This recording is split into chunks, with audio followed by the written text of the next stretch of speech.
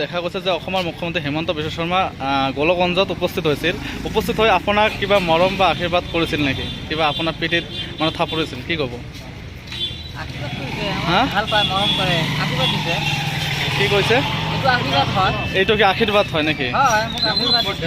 যিহেতু আপোনাক কৈছিল যে মানে হেল্ল' কৈ প্ৰথম আপোনাক কৈছিল হেল্ল' চকুৰ আলি, তাৰপিছত কৈছিল আৰু বা কিবা কিবি কৈছিল, কি কৈছিল? কথা কৈছিল যে মই ভিডিঅ'গ্ৰাফীবিলাক বনাই থাকোঁ, সেইবিলাকে কথা কৈছিল, ভালকৈ ভিডিঅ' বনাওঁ আৰু লগ কৰিবলৈ দিছে ন।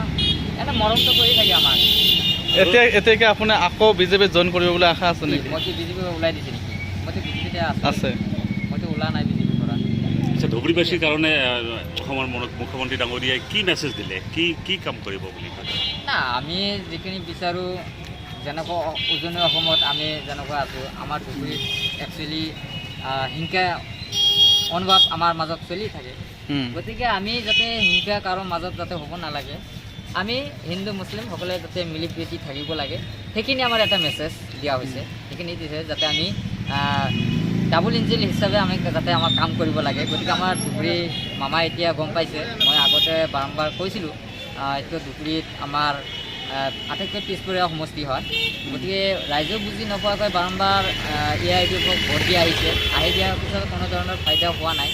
গতিকে এইবাৰ আমাৰ মাননীয় মুখ্যমন্ত্ৰী মহোদয় ডাঙৰীয়া যিখিনি পদক্ষেপ লৈছে, গতিকে কাম কৰাৰ কাৰণে যি সিদ্ধান্ত বহুত কাম কৰিবলগীয়া আছে, গতিকে কাম কৰিবৰ কাৰণে প্ৰতিশ্ৰুতি কাম কৰিবই, বহুত ডেভেলপ কৰিবলগীয়া আছে, কৰিব।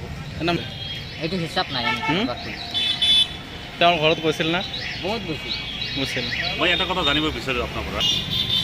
কিছুমান কথাৰ মাজত কিছুমান হয়, কথাবিলাক কিছুমান হিংসা অনামিকা, কাৰণ আজি কথাটো মই মাননীয় মুখ্যমন্ত্ৰী মহোদয় কোৱাৰ উচিত হোৱা নাছিলে, কিন্তু কোৱাৰ এটা কাৰণ কি, আমি বাৰম্বাৰ AIDFক ভোট দিছোঁ, আমি AIDFৰ পৰা কি লাভ কৰিম, কি ফলাফল পালোঁ?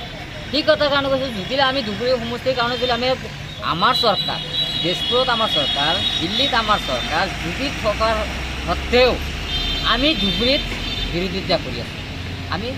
আমাক যদি আমাৰ উন্নয়ন কৰিব লাগে, আমাক গভৰ্ণমেণ্টজনেই আহিব, সি বিজেপি হওক বা কংগ্ৰেছ হওক বা যি চৰকাৰ হ'ব, তাৰ লগত থাকিলে আমি ডেভেলপ কৰিব লাগিব। সি আমি কি কৰোঁ, ধুবুৰীবাসী মানুহে আমি তাৰ বিৰোধিতা কৰি থাকোঁ। সেইকাৰণে আমি এবাৰ নহয়, দুবাৰ নহয়, তিনিবাৰকৈ আমি বিৰোধিতাত থাকিছোঁ, মানে আমি আলাদা হৈ থাকোঁ। সেইকাৰণে কৈছে যে আমাৰ মানে ধুবুৰী ৰাইজে উন্নতি নিবিচাৰে, সেইকাৰণে সেই কথাবিলাকে কোৱা হৈছে। সেইটো এটা আইনত হ'ব, আইনত এইটো এজাহাৰ দাখিল কৰিছে, কি আছে আছে, কাৰো ষড়যন্ত্ৰ আছে না কাৰ কি আছে, এইটো আইনত হয়। এইটো কাৰণে আমি নকমেণ্ট। 2024 চনত যি ইলেকশ্যন হ'ব, এই ইলেকশ্যনত বিজেপি চৰকাৰ উজনি অসম বা নামনি অসমত কিমানখন চিট পাব বুলি সক্ষম? আমিতো এইখন মই 100% কৈছোঁ, মই 12খন আসন পাম, সেইটো 100%। সেইটো আমাৰ এটি বুজি পাইছে ৰাইজে যে আমাৰ বিজেপি চৰকাৰৰ বাহিৰত কোনো উন্নয়ন কৰিব নোৱাৰে। গতিকে আমাৰ আগুৱাই লৈছে। দিনে দিনে আপোনালোকে গমেই পাইছে যে কিমান মানুহে বিজেপিত বৃদ্ধি হৈ আছে, কিমান মানুহ বিজেপিত জইনিং কৰি আছে।